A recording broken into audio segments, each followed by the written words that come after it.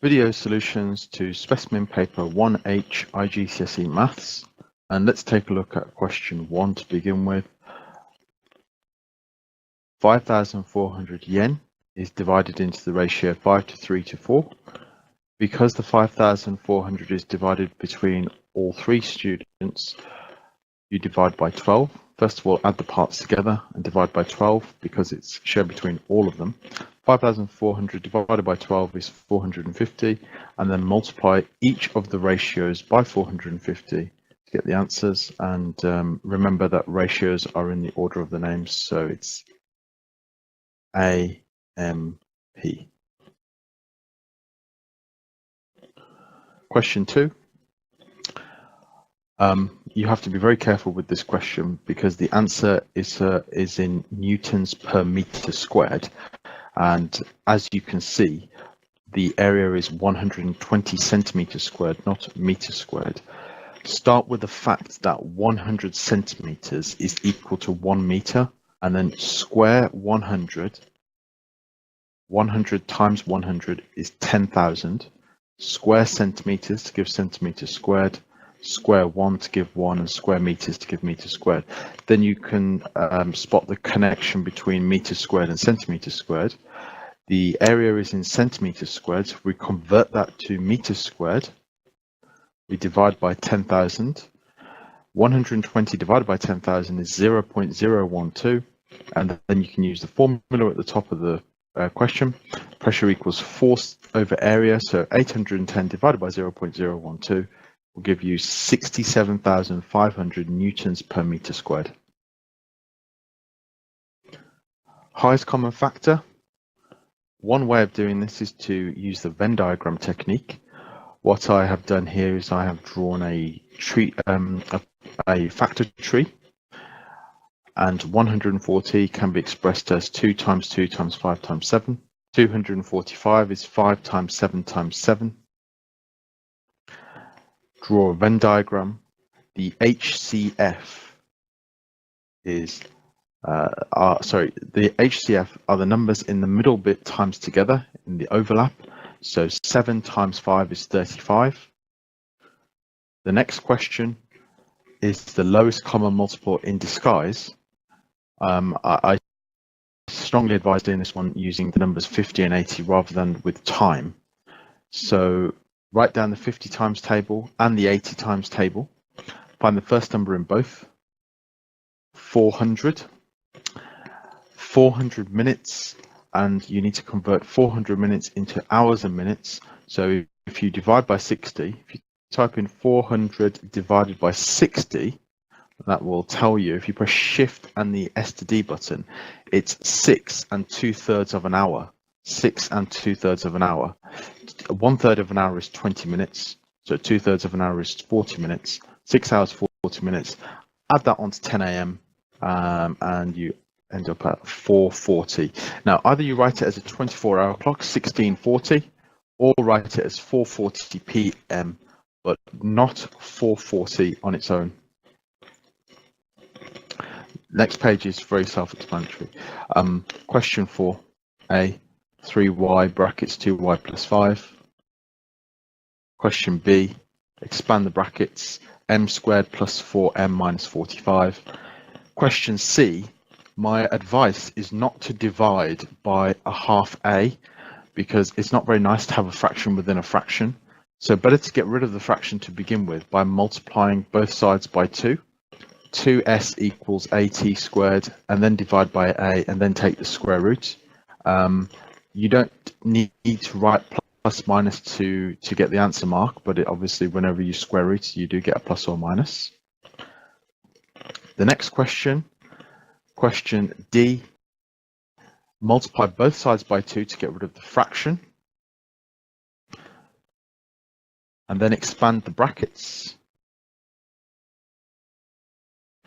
and then rearrange, collect all your x's on one side, collect all the numbers on the other side, and finally divide by 4, and your final answer is 7/4, or indeed 1.75 if you prefer a decimal. Either is fine. The next question to do with the rectangles.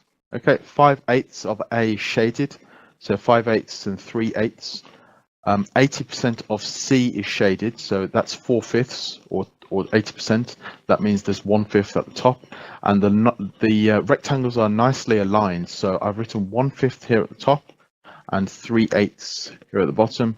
So the middle bit must be a whole one minus the sum of 3/8 and 1/5. And when you type that into the calculator using brackets, the final answer is 17/40. It does say what fraction is shaded, so you must write your answer as a fraction. Question 6. You can work out 3% in many ways, but if you want to increase a number by 3%, you multiply it by 1.03.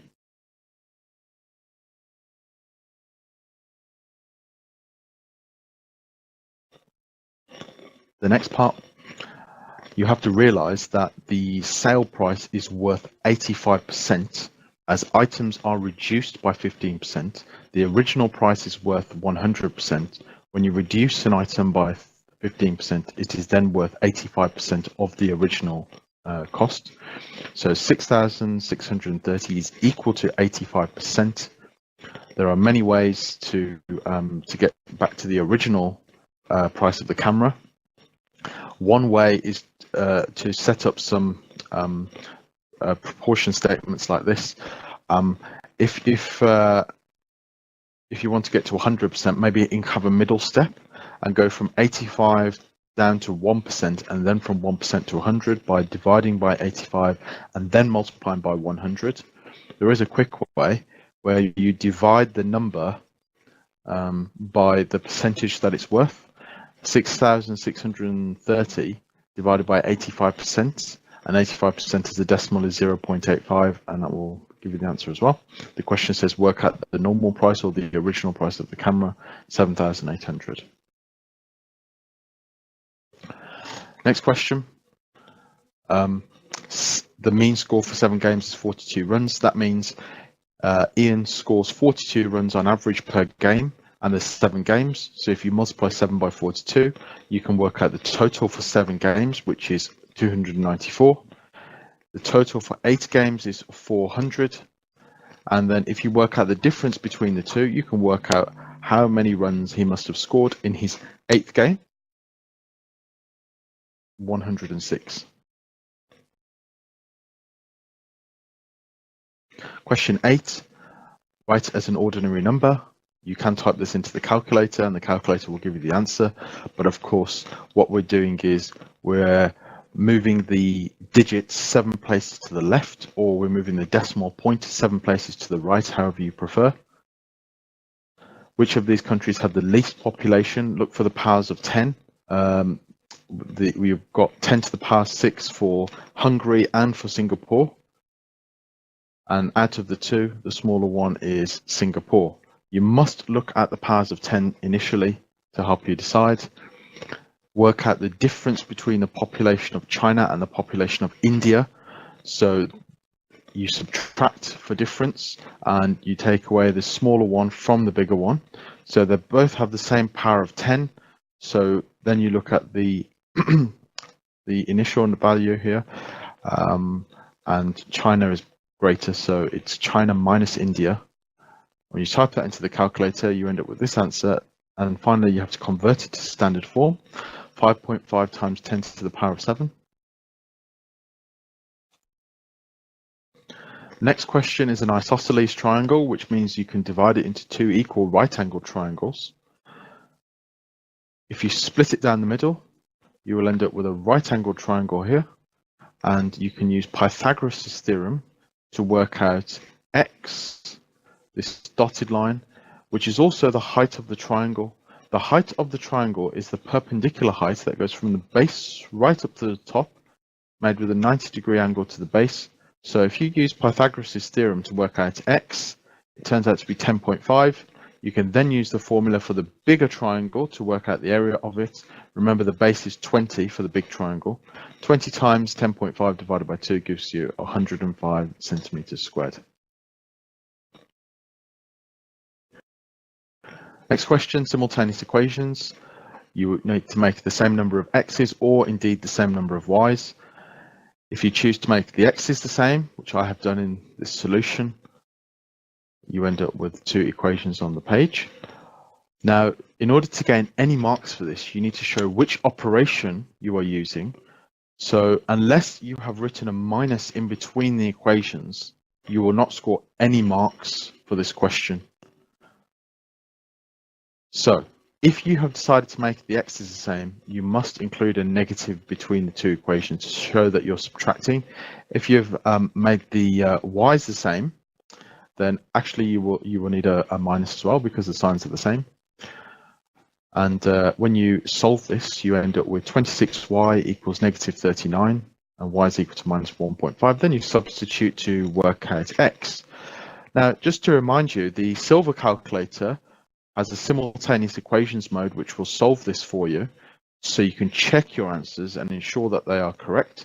Mode, equation, option 1 for simultaneous equations. Enter the original equations, 7 and then 3, then 20, then 3, and then 5, and then 3. Press equals, x is equal to 3.5, press equals again, and y is equal to minus 1.5. Mode 1 to get out of this mode. Next question. 15 students took an English test.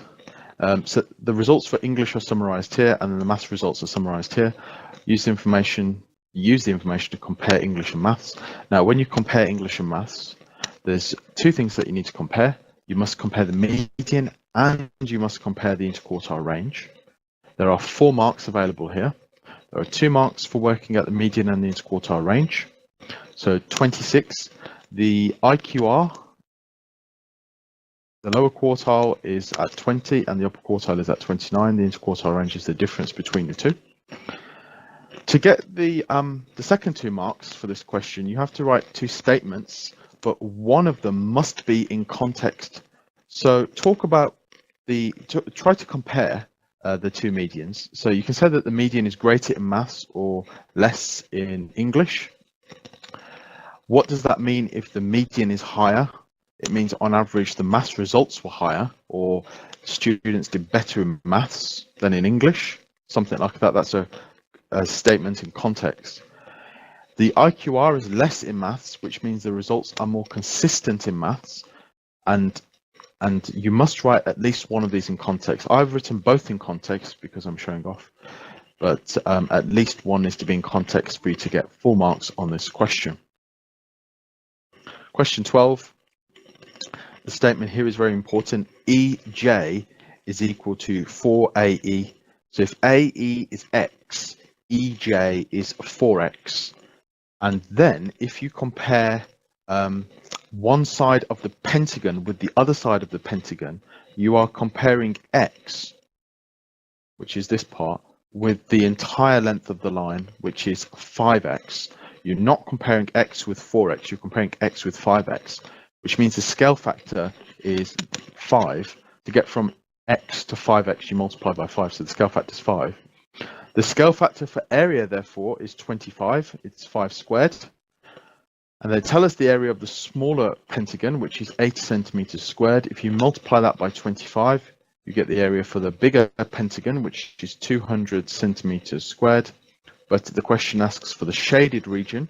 So it's 200 minus 8, which is 192 centimeters squared. Next question. Equation of a line.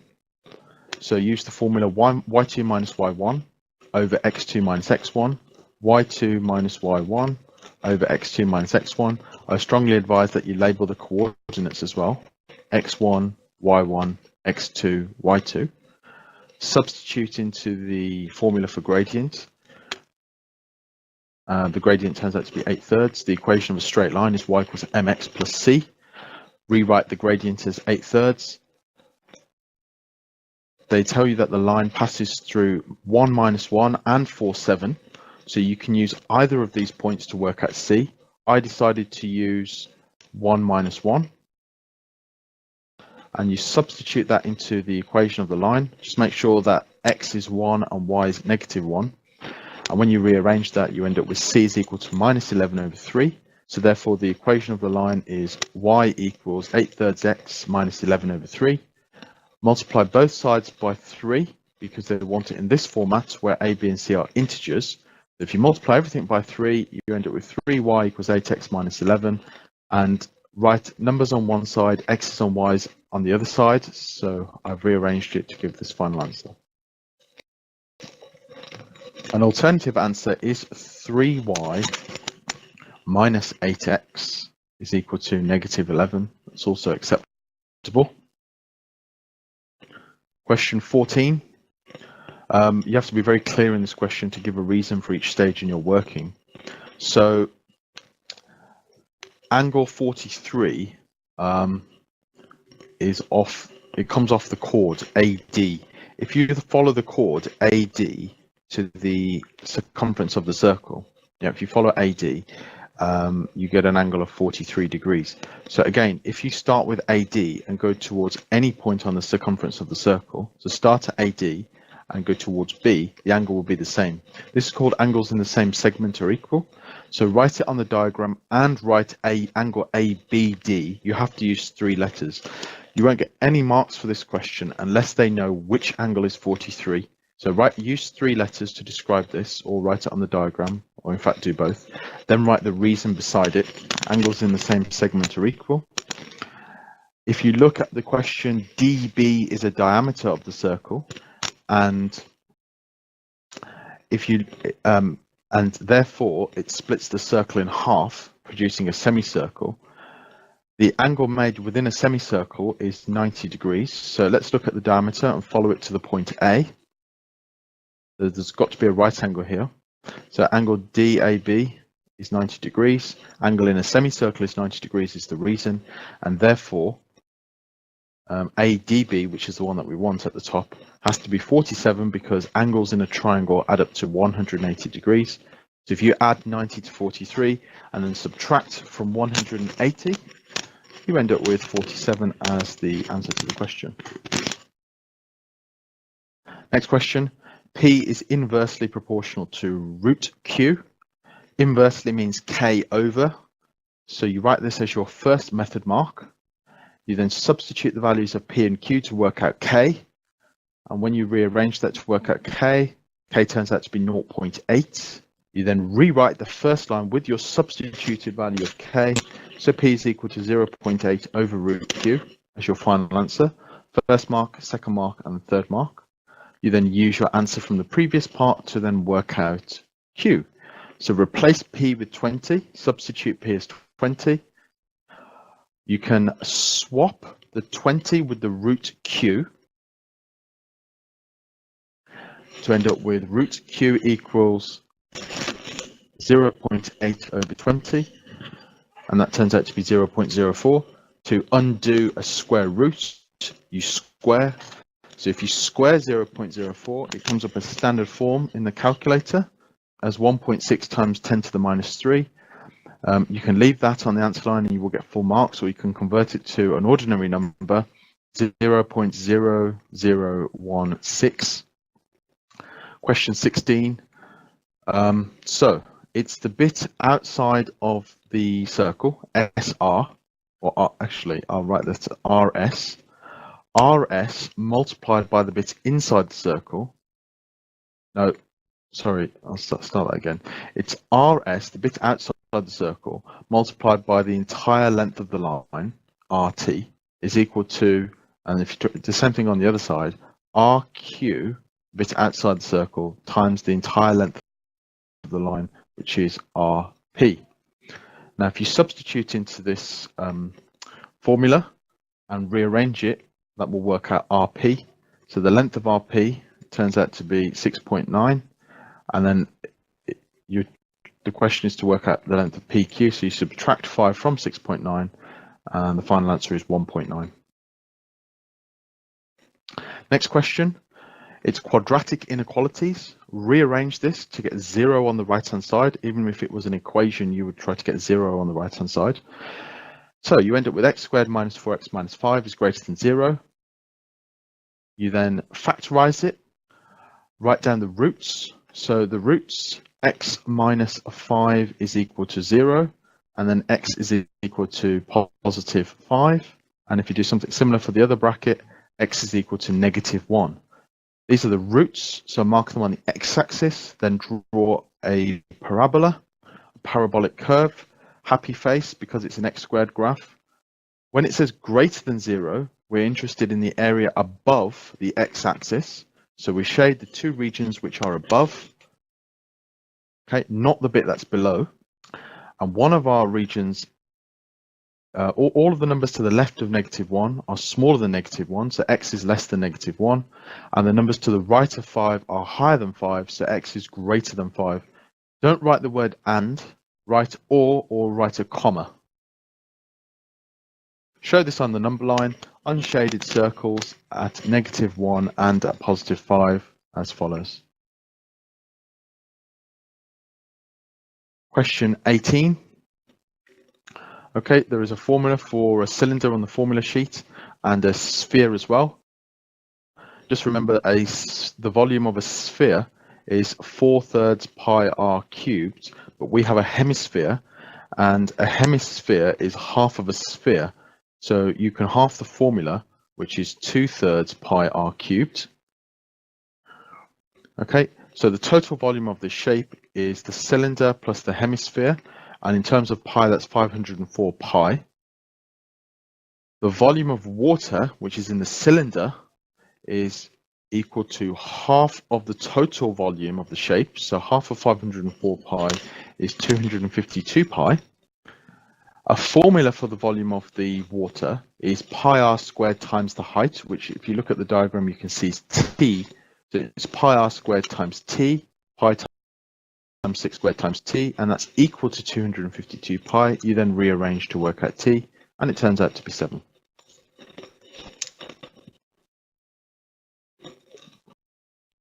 Okay, question 19 on this paper.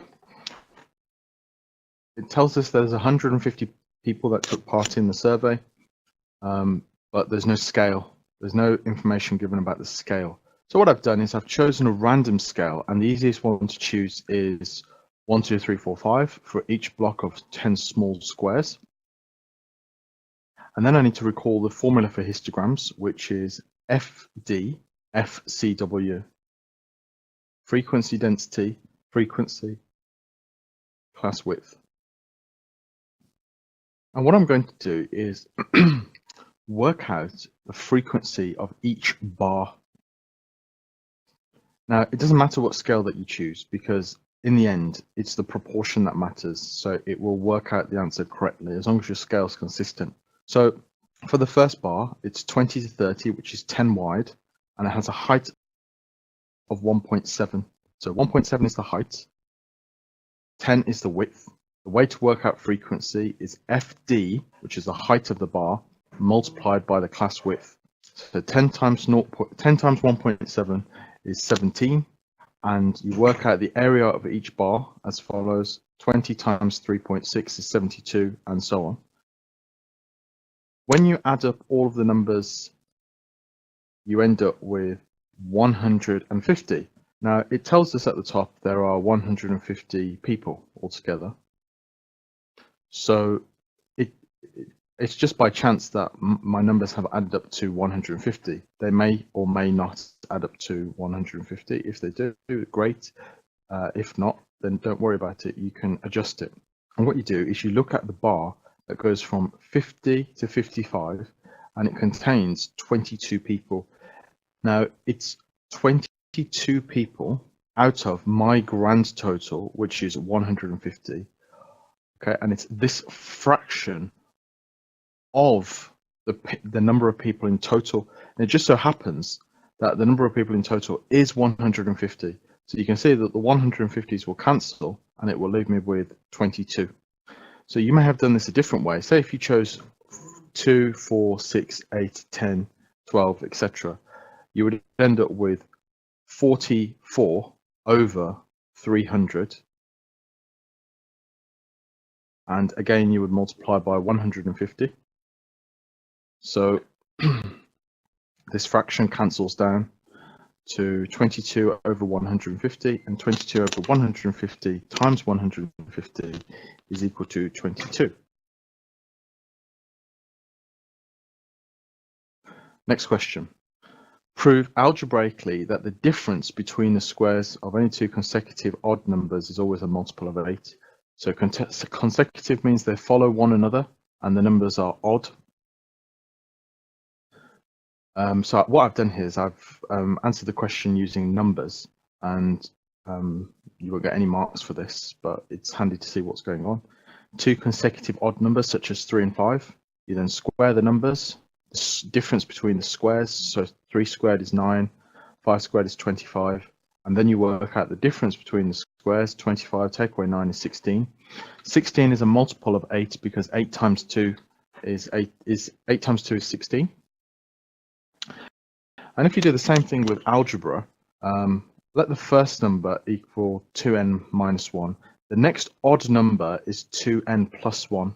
You then square each of the numbers. When you square the bracket, you write the bracket out twice and expand it. 2n minus 1 times 2n minus 1. And you end up with 4n squared minus 4n plus 1, and so on. When you work out the difference, as you can see here, I did 25 take away 9, which is the bigger number take away the smaller number. So you do the same thing on the right hand side. You do the bigger one, take away the smaller one. You must use brackets here and apply the minus to the brackets. If you apply the minus to each term individually in the bracket, you can see that it's minus 4n squared. A minus and a minus will make a plus 4n, and a minus and a plus will make a minus 1. 4n squared minus 4n squared will cancel. 1 minus 1 will cancel. 4n plus 4n is 8n. Next question. By the way, if on this question, if you have used 2n plus 1 and 2n plus 3, I think the final answer is 8n plus 8. And if that's the case, you just need to factorize 8 brackets n plus 1, and then that shows that it's a multiple of 8. Right, this question. The curve has equation y equals x squared minus 6x plus 4. Okay, sketch the graph. So the easiest way to deal with this question is to complete the square. So you write x minus 3 all squared. Minus 3 comes from half of minus 6. You then subtract this number squared. So subtract minus 3 squared, which is, you subtract 9. And then because it says plus 4 at the end, you write plus 4 at the end. When you simplify this, you end up with y equals x minus 3 all squared minus 5. The turning point from here is the number in the bracket with the opposite sign and the number on the outside with the same sign. This is the turning point. This is the vertex of the curve. So if I'm going to draw a sketch graph, I just place a dot roughly where I think 3 minus 5 is, and then draw a bowl-shaped graph so that the bottom of the bowl is at the turning point. Okay? It's also going to cross the y-axis at positive 4, because if you let x equals 0, 0 squared minus 6 times 0 plus 4 is 4. It will cross the y-axis at 4. You then draw a bowl-shaped graph, so it crosses at 0, 4, and the turning point is 3 minus 5. Yep. You also need to work out where it crosses the coordinate axes. The exact coordinates means as surds. So what you do is the completed square format, you can set it equal to 0, rearrange, so move the minus 5 to the other side or add 5 to both sides, then take the square root of both sides. Remember, when you take the square root, you get plus or minus, and then add the 3 to both sides. So you end up with two answers. One is root 5 plus 3, and the other one is minus root 5 plus 3. So I've labeled the coordinates there. Okay, an alternate way of doing this is to use the quadratic formula. So you can say x squared minus 6x plus 4 is equal to 0. And use the quadratic formula, and that will give you the two roots, and you can mark the two roots on. Write them as full coordinates, including the comma 0. 6 marks. Next question. Right. So I've drawn a tree diagram here, although I've gone a bit over the top because you don't need to draw the entire tree diagram. But there are 7 red counters in the bag, the rest of the counters are blue. What I've stated is there are X counters in the bag, so there are 7 red out of X in the bag. And if there's X in the bag, then there must be X minus 7, which are blue. So it's X minus 7 over X. Now, when you take one out of the bag, there will be X minus 1 in the bag, so all of these branches are out of X minus 1. If you've taken a red one, then the next time there'll only be 6 red, but there'll still be the same number of blue, so which is X minus 7. And if you take a blue one, there will still be the same number of red as you started off with, so there's still 7 red, but there will be 1 less blue one. So X minus 7 minus another one is X minus 8. Now we're interested in these 2 branches. The probability that there will be 1 of each color is 7 over 15. So you do 7 over X times X minus 7 over X minus 1. Or it can happen a different way. You could take a blue one followed by a red one.